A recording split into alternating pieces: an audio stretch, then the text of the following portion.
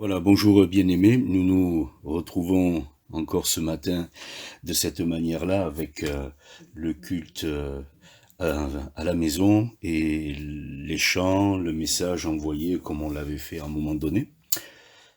Évidemment, tout cela est lié encore à la situation du Covid. Il y a pas mal de familles touchées d'une manière ou d'une autre, et donc il est préférable de surseoir encore ce dimanche. Voilà, mais on vous tiendra informé pour la reprise de dimanche prochain. Voilà, cet après-midi, néanmoins, il y a le culte à Île-Rousse. La situation est un petit peu différente là-bas. On va méditer la parole de Dieu ce matin sur un sujet qui nous concerne tous, que l'on pourrait estampiller les temps difficiles. Forcément, c'est un sujet qui concerne tout le monde. Et parfois, à certains moments, disons que ça nous concerne plus qu'à d'autres. Les temps difficiles, tout le monde les a traversés. On prend des exemples dans la parole de Dieu, puis on en retiendra un, bien évidemment. Prenez l'exemple d'Onésime. Onésime, lorsque Paul écrit, il dit « Il t'a été inutile, mais maintenant il est utile ». Donc il y a eu des changements dans la vie d'Onésime. Ça l'a quand même pas empêché sa vie et la manière de la mener, dont on ne connaît pas les raisons et les détails, d'atterrir en prison. Mais en prison, Dieu était là. Et le rendez-vous a eu lieu entre le Seigneur et Onésime, par l'intermédiaire de Paul qui lui aussi était en prison. Donc comme quoi, ne portons pas toujours un regard particulier sur les prisonniers ou les anciens prisonniers, puisque de toute façon, on est tous d'une manière ou d'une autre prisonniers et on mérite tous parfois des condamnations et des peines suite à ce que nous avons fait. Bon, pour certains, c'est allé dans la réalité des prisons humaines, mais pour d'autres, la situation est quand même un petit peu identique. Donc, Onésime est en prison pour avoir commis certainement des fautes graves. Là se trouve l'apôtre Paul qui va lui parler du Seigneur. Et Onésime va complètement changer. Voilà. Dieu est capable d'intervenir dans toutes les situations pour les transformer, pour les changer. Et il va donner une issue différente à ceux qui étaient mal engagés, et donc il intervient dans les temps difficiles. C'est la même situation dans un autre cas de figure avec cette femme atteinte de perte de sang pendant des années. Évidemment, c'est pas le Seigneur qui le voulait, et c'est même pas le Seigneur qui lui a envoyé ces difficultés, et cela il faut le gommer, hein. Quand on posera la question à Jésus concernant un aveugle, qui a péché, ses parents ou lui pour qu'il soit né aveugle, le Seigneur ne répondra pas du tout sur cette base-là qui est une mauvaise base. Essayer de trouver la faute dans la vie de quelqu'un pour expliquer la situation qu'il traverse aujourd'hui. Non, on traverse des situations difficiles, mais dans ces situations difficiles, il est tout à fait possible que le Seigneur intervienne et transforme tout. Et alors, on arrive à ce passage de Paul aux Romains qui dit « Toute chose concourt au bien de ceux qui aiment Dieu », dans ce qui signifie que Dieu a la capacité dans toute chose d'amener un concours différent, une issue différente à toutes les situations. La femme adultère, c'est pareil, elle a été surprise en flagrant délit d'adultère, mais même dans une situation comme celle-là, le Seigneur est capable d'intervenir et de lui donner une issue heureuse quand il lui dira « va et ne pêche plus ». L'homme qui était possédé d'esprits impurs et qui vivait dans les cimetières, c'est pareil. Comment en est-il arrivé là? C'est pas le plus important à savoir. Le plus important à savoir, c'est comment le Seigneur est capable d'intervenir. Et est-ce qu'il est capable d'intervenir jusque-là? La réponse est oui. Jusque-là, le Seigneur est capable d'intervenir. Vous prenez l'exemple de Joseph. Ses frères ont tout cassé dans sa vie et pour son avenir. Et le Seigneur va tout reconstruire. Et comme c'est Dieu qui agit, quand il reconstruit, il ne reconstruit pas simplement pour, comme on pourrait dire, rafistoler les choses pour que ça tienne encore un peu. Il fait toujours quelque chose de grandiose. Et quand il reconstruit la vie de Joseph, il en fait le premier ministre de l'Égypte. On retiendra tout à l'heure dans la méditation la situation de Jacob.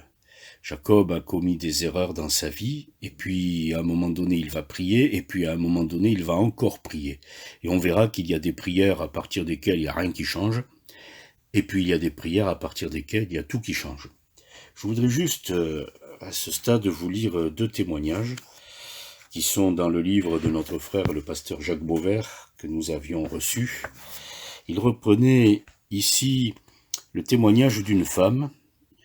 Il ne donne pas son nom, mais c'est intitulé de cette manière-là, à la page 108 du livre « Et si c'était vrai ?» Heureuse dans l'épreuve, c'est possible.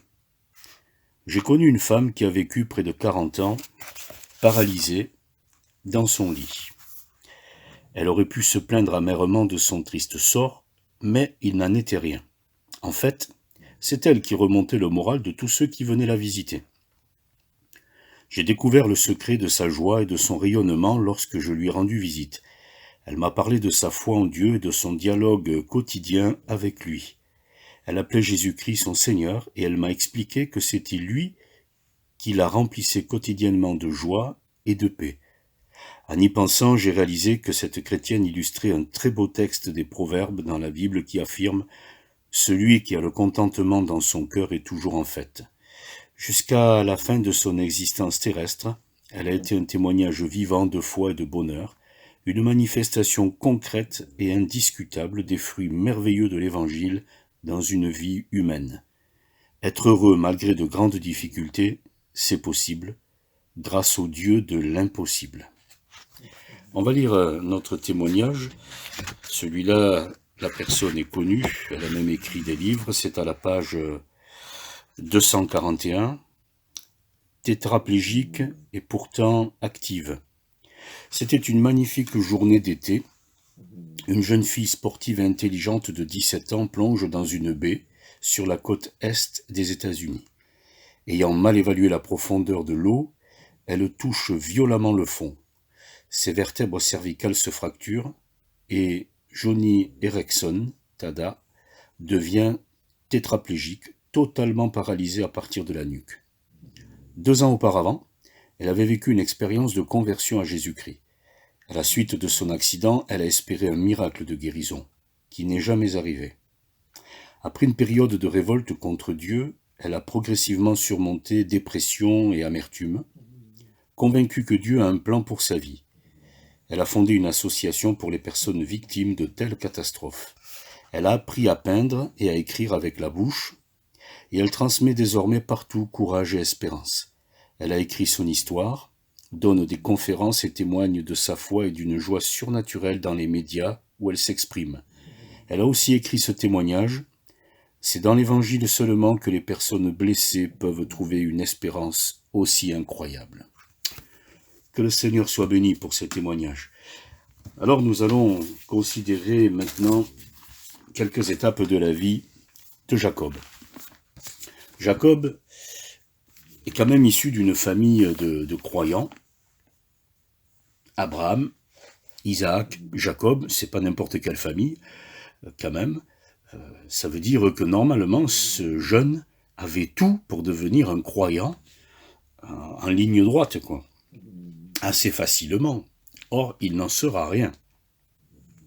Ceci démontre une chose, c'est que nos parents aient été des croyants, de vrais croyants, exemplaires, ou que nos parents ne l'aient pas été du tout. De toute façon, ce qui nous concerne, c'est une rencontre personnelle avec le Seigneur. C'est préférable d'avoir une lignée de croyants plutôt que l'inverse, certainement. Mais le fait de ne pas avoir des parents croyants n'est pas un empêchement à devenir un homme de Dieu et une femme de Dieu. Donc, Jacob, comme tout le monde, va mener une partie de sa vie, malgré le fait d'avoir des parents croyants, sans Dieu. Et il va vivre à la façon des hommes. Il va vivre d'une manière tout à fait naturelle, il va fonctionner de manière tout à fait humaine avec beaucoup de manigance. On connaît un petit peu le parcours de Jacob à l'égard de son père quand il va le tromper pour obtenir la bénédiction, quand il va tromper son frère avec le fameux plat de lentilles. C'est quelqu'un qui compte sur lui et qui vit comme tout le monde. Et à un moment donné, comme tout le monde, il va devoir subir les conséquences de ses actes. Voilà. C'est pas parce qu'on s'appelle Jacob, qu'on est le fils d'Isaac et le petit-fils d'Abraham, que eh bien, nous sommes sans erreur. Bien au contraire, malheureusement. Mais ce qui est heureux dans cette situation, c'est que le Seigneur ne va pas prévoir de le bénir au prorata de ce qu'il mérite, parce que là, peut-être qu'il ne deviendra jamais Israël. Heureusement que le Seigneur, quand il pense à nous, ne pense pas à nous en fonction de ce que nous pouvons éventuellement mériter, mais il pense à nous en fonction de ce qu'il y a dans son cœur à notre égard, et dans son cœur à notre égard, il y a un amour immense. Alors Jacob, quand même, va prier un jour dans sa vie.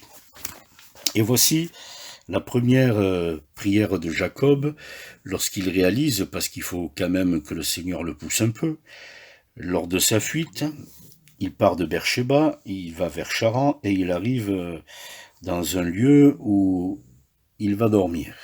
Et dans son sommeil, voici il eut un songe, une échelle était appuyée sur la terre, nous sommes dans Genèse chapitre 28 et verset 12, il eut un songe, et voici une échelle était appuyée sur la terre, et son sommet touchait au ciel. Et voici les anges de Dieu montaient et descendaient par cette échelle.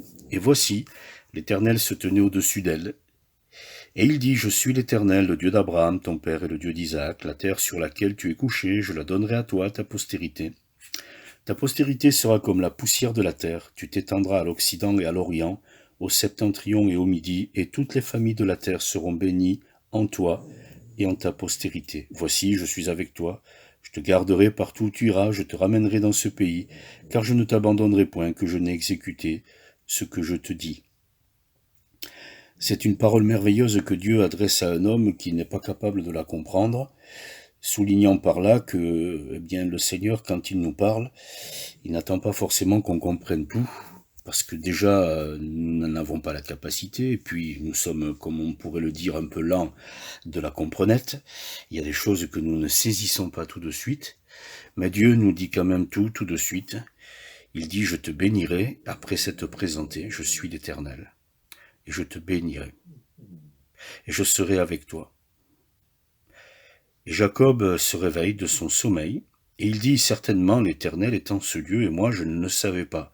Eh oui, c'est bien souvent le cas. Dieu est près de nous, et nous ne le savons pas. Parfois même nous disons l'inverse. Quelle absurdité que d'affirmer que Dieu n'est pas près de nous, quand il a tout prouvé, son amour à notre égard quand on était encore des pécheurs. Comment pouvons-nous nous permettre de dire que Dieu n'est pas près de nous, que Dieu n'écoute pas nos prières et que Dieu ne connaît pas nos situations? Parfois, c'est comme si on parlait sans cerveau, uniquement à partir des sentiments qui, eux, ils vont dans un sens, ils vont dans l'autre. Ne laissez pas la voiture conduire avec les sentiments, vous allez avoir le mal de mer et tout le monde va vomir. Donc il eut peur et il dit que ce lieu est redoutable. C'est ici la maison de Dieu, c'est ici la porte des cieux. Dieu a marqué le lieu, Dieu a marqué ce monde, Dieu a marqué cette terre de sa présence. Et Jacob se leva de bon matin, il prit la pierre dont il avait fait son chevet, il l'adressa pour monument, et il versa de l'huile sur son sommet. Il donna à ce lieu le nom de Béthel. Mais la ville s'appelait auparavant Luz.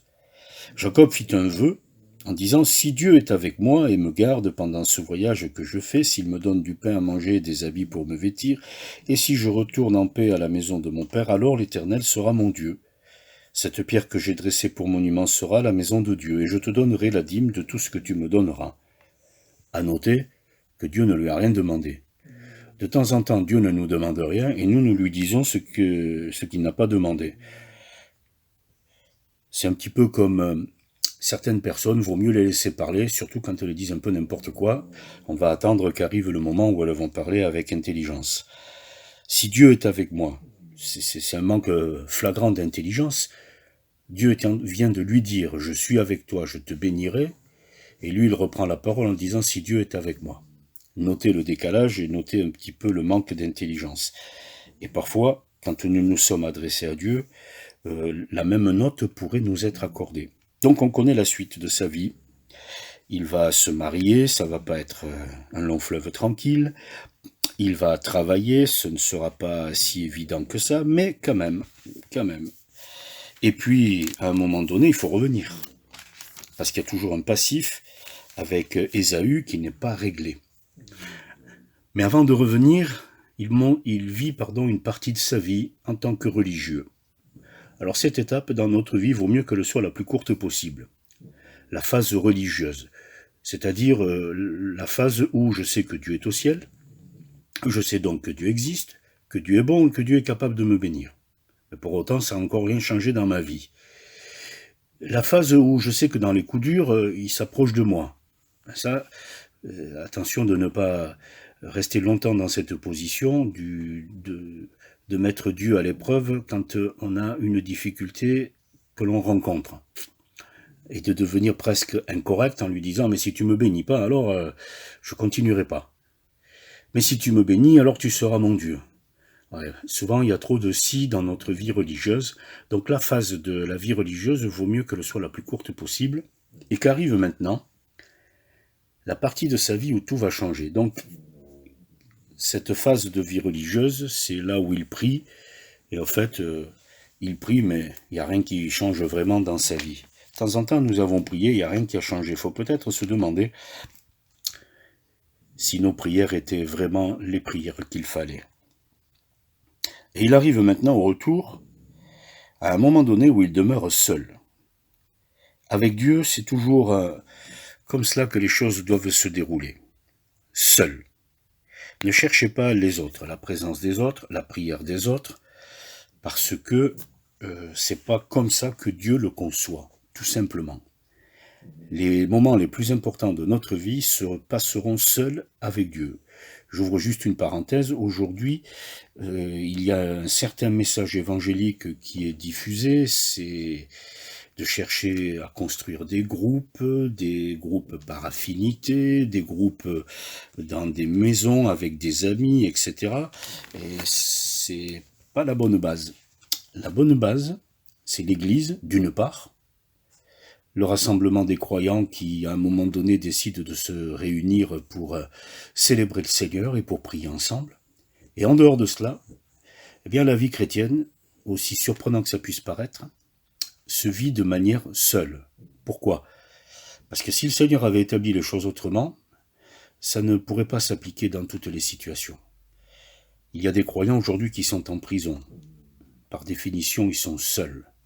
Et si le Seigneur n'avait pas tout basé dans sa communion avec nous sur une rencontre comme cela, alors nous serions démunis. Mais c'est tout le contraire. Quand tu pries, entre dans ta chambre et là on est seul. Enfin, on est seul. Physiquement parlant, ou humainement parlant, mais spirituellement parlant, c'est là où on n'est pas seul du tout. Autrement dit, c'est Dieu ou les autres, mais les deux en même temps, parfois ça ne fait pas bon ménage, dans ce sens où Dieu ne parle pas quand tout le monde parle. Dieu parle quand il n'y a plus personne, quand le silence s'est installé. Dieu parle quand Anne répand son âme devant l'Éternel dans le temple, dans la maison de Dieu. Donc Jacob demeure seul. Alors un homme lutta avec lui jusqu'au lever de l'aurore. Ça aussi, c'est une étape dans notre vie qu'on ne peut pas éluder. Il doit y avoir un combat spirituel. S'il n'y a pas de combat spirituel, et le combat spirituel, il n'est pas envers les autres, le combat spirituel, il est peut-être déjà envers nous-mêmes. Il y a des choses qu'on n'aime pas, il y a des choses qu'on ne veut pas. Et pourtant, le Seigneur dira, ce sont les violents, non pas envers les autres forcément, donc, mais envers eux-mêmes, ce sont les violents qui vont s'emparer du royaume de Dieu. Donc, de temps en temps, il faut qu'il y ait un peu de violence, parce qu'il faut se faire violence à soi-même. Et donc, le fait de compter sur les autres, c'est essayer de simplifier la situation. Dans ce sens où bien je m'appuie sur les autres. Non, quand il n'y a plus personne, je suis obligé de m'appuyer sur moi-même. Quand vous êtes tombé dans la rue et qu'il n'y a personne, qu'est-ce que vous faites ? Vous faites tout pour vous relever vous-même. Voilà. Donc, il lutte avec lui jusqu'au lever de l'aurore. Et voyant qu'il ne le maîtrisait pas, cet homme le frappa à l'emboîture de la hanche, et l'emboîture de la hanche de Jacob se démit pendant qu'il luttait avec lui. Et il dit, « Laisse-moi aller, car l'aurore se lève. » Et Jacob répondit, « Je ne te laisserai point aller, que tu ne m'aies béni. » Il lui dit, « Quel est ton nom ?» Et il répondit, « Jacob. » Il dit encore, « Ton nom ne sera plus Jacob, mais tu seras appelé Israël. » car tu as lutté avec Dieu et avec des hommes, et tu as été vainqueur. Jacob l'interrogea en disant, fais-moi, je te prie, connaître ton nom. Il répondit, pourquoi demandes-tu mon nom? Et il le bénit là. Jacob appela ce lieu du nom de Péniel, car dit-il, j'ai vu Dieu face à face, et mon âme a été sauvée. Péniel, qui signifie face de Dieu. Mais cet homme qui a lutté avec Jacob ne le maîtrisait pas. Il faut quand même avouer que de temps en temps, le Seigneur a un peu de mal avec nous. Non pas parce qu'il n'en a pas la capacité. Le Seigneur qui dit un mot et le malade est guéri pourrait dire un mot et l'homme disparaît. Mais c'est pas comme cela que le Seigneur veut gagner notre cœur et gagner notre foi. Alors il y a de temps en temps des confrontations avec Dieu qui durent parce qu'on refuse la volonté de Dieu, on refuse de donner la priorité à la parole de Dieu et à la volonté de Dieu. Voilà. Donc cet homme le frappa à l'emboîture de la hanche pendant qu'il luttait avec lui. De temps en temps, il est bon que le Seigneur nous donne un coup, comme parfois ça nous est arrivé, quelqu'un qui nous a secoués pour que nous prenions conscience de certaines choses. Et il lui dira, laisse-moi aller car l'aurore se lève. Eh oui, c'est quand même surprenant que le Seigneur puisse arriver à dire à quelqu'un, bon maintenant ça dure depuis longtemps là. Donc si tu ne fais pas ce qu'il faut, je ne pourrai pas te bénir. Si tu résistes encore, les choses ne changeront pas. Donc moi j'ai patienté, au-delà de ce qu'on pourrait penser, parce que ça fait quand même plus de 20 ans que ça dure, hein, quand on regarde le nombre d'années où Jacob est resté dans ce pays éloigné avant de revenir. Il y a longtemps que Dieu lui a parlé, ce qui veut dire aussi qu'il y a longtemps que Jacob n'a pas écouté, et que Jacob n'a pas vraiment obéi, et le temps passe. Et à un moment donné, eh bien le Seigneur dit stop.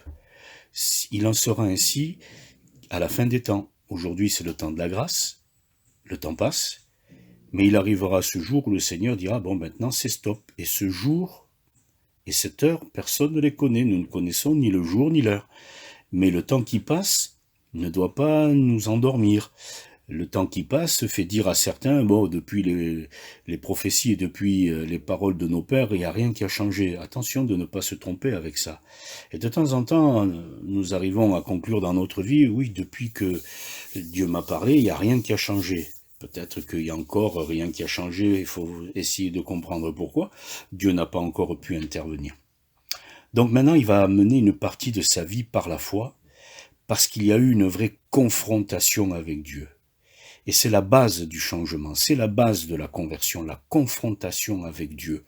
Lorsque nous avons entendu le message de la croix, l'amour démontré pour nous, manifesté par Jésus qui accepte de donner sa vie en sacrifice à cause de notre péché, ça nous a touchés profondément, mais pas que. Il y a dû y avoir une confrontation, il a fallu mettre les deux genoux par terre, il a fallu se repentir, il a fallu accepter d'être pardonné et de demander ce pardon.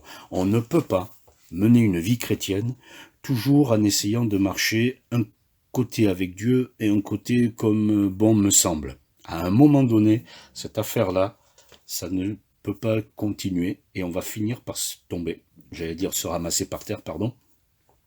Mais c'est quand même la réalité. On ne va pas tomber dans la présence de Dieu, on va plutôt se ramasser bien comme il faut sur le sol, la terre des hommes, alors que Dieu voulait tout autre chose pour nous.